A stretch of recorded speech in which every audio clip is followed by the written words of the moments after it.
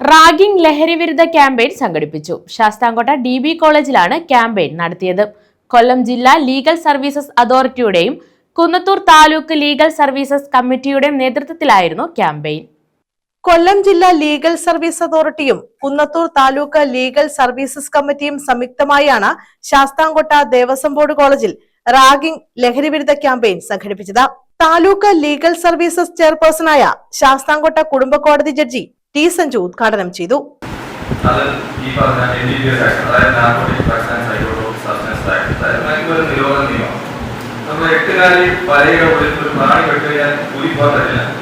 അതുപോലെ തന്നെ കർശനമായിട്ടുള്ള നിയമമാണ്.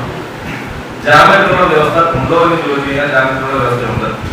പക്ഷെ ജാമ്യം എന്നുള്ളത് ഒരു സങ്കല്പം മാത്രമാണ്. അത് കിട്ടില്ല, സാധാരണ കിട്ടില്ല. സാധാരണ ഇത് വളരെ ബുദ്ധിമുട്ടാണ്.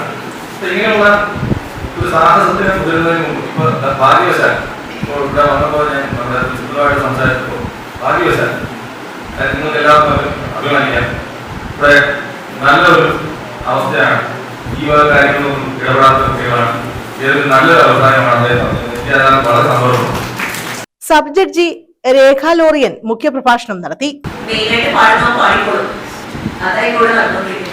ഓപ്പറേഷൻ തൂഫാൻ എന്തിനാ? ലഹരി ഉപയോഗിക്കുന്നവരെ, ലഹരി കടത്തുന്നവരെ എല്ലാം കൺട്രോൾ ചെയ്യാനാണ്, അല്ല പിടിക്കാൻ തന്നെയാണ്.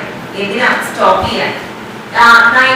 ഇത് 2021 തന്നെ കേരള ലീഗൽ സർവീസസ് അതോറിറ്റിക്ക് ഡോൺ സ്കീമുണ്ട്. ഡോൺ സ്കീമും ആന്റി ഡ്രഗ് സ്കീമാണ്. ആന്റി ഡ്രഗ് സ്കീം ഇത്രയും വർഷമായി നമ്മൾ എന്ത് ചെയ്തുകൊണ്ടിരിക്കുകയാണ്? കേരളത്തിൽ ഓരോ വിദ്യാഭ്യാസ സ്ഥാപനത്തിലും അതിന്റെ മെസ്സേജസ് നമ്മൾ കൊടുത്തുകൊണ്ടിരിക്കുകയാണ്. College principal doctor KS Anilkumar അധ്യക്ഷത വഹിച്ചു.